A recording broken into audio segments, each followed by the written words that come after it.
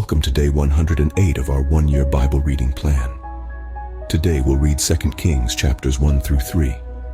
Before you begin, remember that it helps to establish a daily reading time.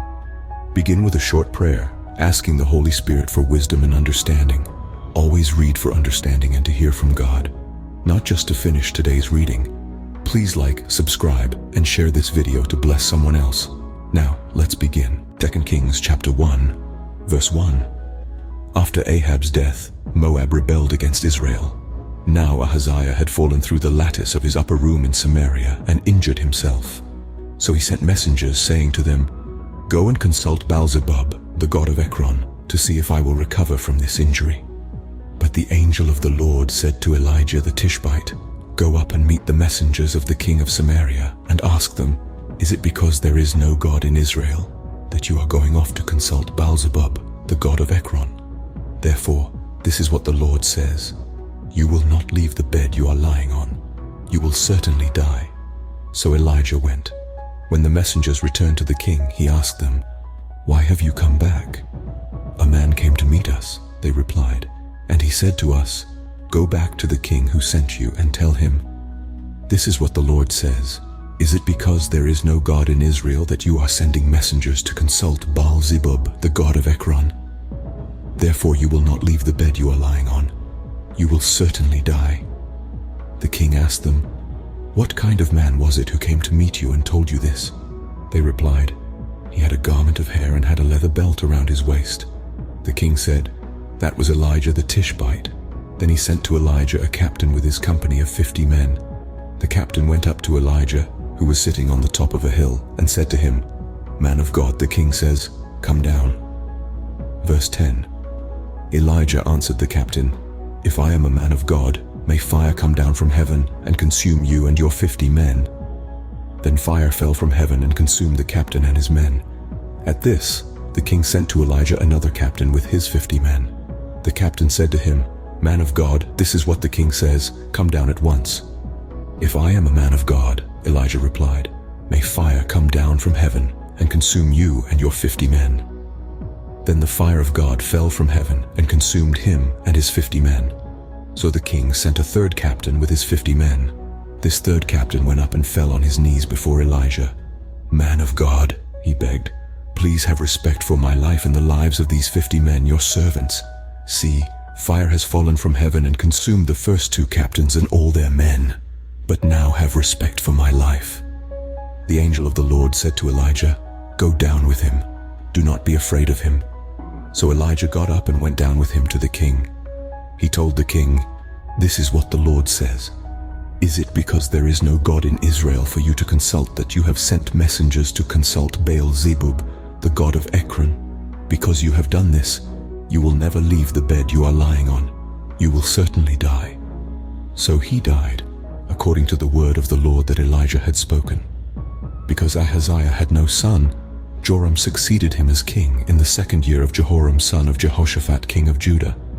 As for all the other events of Ahaziah's reign, and what he did, are they not written in the book of the annals of the kings of Israel? 2 Kings chapter 2, verse 1.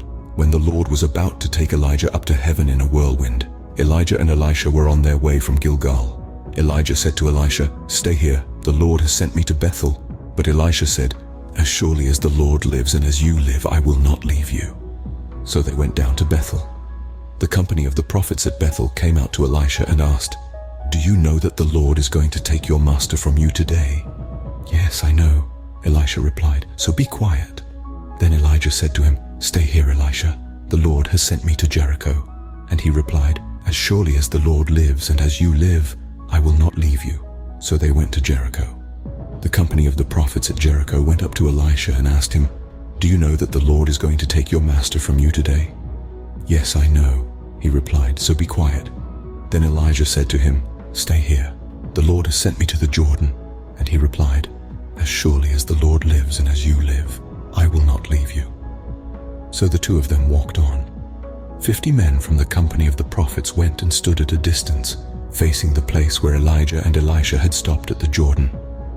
Elijah took his cloak, rolled it up and struck the water with it.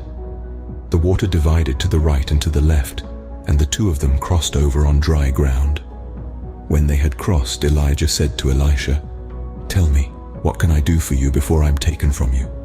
"Let me inherit a double portion of your spirit," Elisha replied. Verse 10. "You have asked a difficult thing," Elijah said. "Yet if you see me when I am taken from you, it will be yours. Otherwise, it will not." As they were walking along and talking together, suddenly a chariot of fire and horses of fire appeared and separated the two of them, and Elijah went up to heaven in a whirlwind. Elisha saw this and cried out, My father, the chariots and horsemen of Israel." And Elisha saw him no more. Then he took hold of his garment and tore it in two. Elisha then picked up Elijah's cloak that had fallen from him and went back and stood on the bank of the Jordan. He took the cloak that had fallen from Elijah and struck the water with it. "Where now is the Lord, the God of Elijah?" he asked. When he struck the water, it divided to the right and to the left, and he crossed over. The company of the prophets from Jericho, who were watching, said, "The spirit of Elijah is resting on Elisha." And they went to meet him and bowed to the ground before him. "Look," they said, "we your servants have 50 able men. Let them go and look for your master. Perhaps the Spirit of the Lord has picked him up and set him down on some mountain or in some valley." "No," Elisha replied, "do not send them." But they persisted until he was too embarrassed to refuse. So he said, "Send them." And they sent 50 men who searched for 3 days but did not find him. When they returned to Elisha, who was staying in Jericho, he said to them, "Didn't I tell you not to go?" The people of the city said to Elisha, "Look, our Lord, this town is well situated, as you can see, but the water is bad and the land is unproductive." Verse 20, "Bring me a new bowl," he said, "and put salt in it." So they brought it to him. Then he went out to the spring and threw the salt into it, saying, "This is what the Lord says, I have healed this water. Never again will it cause death or make the land unproductive." And the water has remained pure to this day, according to the word Elisha had spoken. From there Elisha went up to Bethel. As he was walking along the road, some boys came out of the town and jeered at him. "Get out of here, Baldy," they said. "Get out of here, Baldy." He turned around, looked at them, and called down a curse on them in the name of the Lord. Then 2 bears came out of the woods and mauled 42 of the boys. And he went on to Mount Carmel, and from there returned to Samaria. 2 Kings chapter 3, verse 1. Joram son of Ahab became king of Israel in Samaria in the 18th year of Jehoshaphat king of Judah, and he reigned 12 years. He did evil in the eyes of the Lord, but not as his father and mother had done. He got rid of the sacred stone of Baal that his father had made. Nevertheless, he clung to the sins of Jeroboam son of Nebat, which he had caused Israel to commit. He did not turn away from them. Now Mesha king of Moab raised sheep, and he had to pay the king of Israel a tribute of 100,000 lambs and the wool of 100,000 rams. But after Ahab died, the king of Moab rebelled against the king of Israel. So at that time, King Joram set out from Samaria and mobilized all Israel. He also sent this message to Jehoshaphat king of Judah: "The king of Moab has rebelled against me. Will you go with me to fight against Moab?" "I will go with you," he replied. "I am as you are, my people as your people, my horses as your horses." "By what route shall we attack?" he asked. "Through the desert of Edom," he answered. So the king of Israel set out with the king of Judah and the king of Edom. After a roundabout march of 7 days, the army had no more water for themselves or for the animals with them. Verse 10. "What?"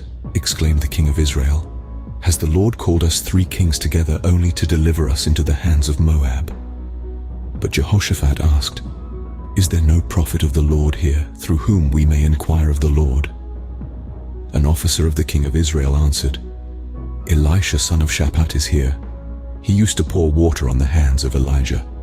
Jehoshaphat said, "The word of the Lord is with him." So the king of Israel and Jehoshaphat and the king of Edom went down to him. Elisha said to the king of Israel, "Why do you want to involve me?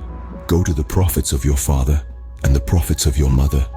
"No," the king of Israel answered, "because it was the Lord who called us 3 kings together to deliver us into the hands of Moab." Elisha said, "As surely as the Lord Almighty lives, whom I serve, If I did not have respect for the presence of Jehoshaphat, king of Judah, I would not pay any attention to you. But now bring me a harpist." While the harpist was playing, the hand of the Lord came on Elisha, and he said, "This is what the Lord says. I will fill this valley with pools of water. For this is what the Lord says, you will see neither wind nor rain, yet this valley will be filled with water, and you, your cattle, and your other animals will drink. This is an easy thing in the eyes of the Lord. He will also deliver Moab into your hands. You will overthrow every fortified city and every major town. You will cut down every good tree, stop up all the springs, and ruin every good field with stones." Verse 20. The next morning, about the time for offering the sacrifice, there it was, water flowing from the direction of Edom, and the land was filled with water.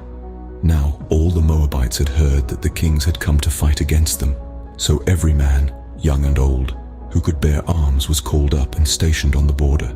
When they got up early in the morning, the sun was shining on the water. To the Moabites across the way, the water looked red, like blood. "That's blood," they said. "Those kings must have fought and slaughtered each other. Now to the plunder, Moab." But when the Moabites came to the camp of Israel, the Israelites rose up and fought them until they fled. And the Israelites invaded the land and slaughtered the Moabites. They destroyed the towns, and each man threw a stone on every good field until it was covered. They stopped up all the springs and cut down every good tree. Only Kir-Hareseth was left with its stones in place, but men armed with slings surrounded it and attacked it. When the king of Moab saw that the battle had gone against him, he took with him 700 swordsmen to break through to the king of Edom, but they failed. Then he took his firstborn son, who was to succeed him as king, and offered him as a sacrifice on the city wall. The fury against Israel was great. They withdrew and returned to their own land. This concludes 2 Kings chapters 1 through 3 for day 108. We hope you are enjoying these daily videos. Remember to check the description box for links and resources. Thank you for watching. Please like, share, and subscribe. Your support helps spread God's word to reach more people on YouTube. We'll see you in the next video for our day 109 reading.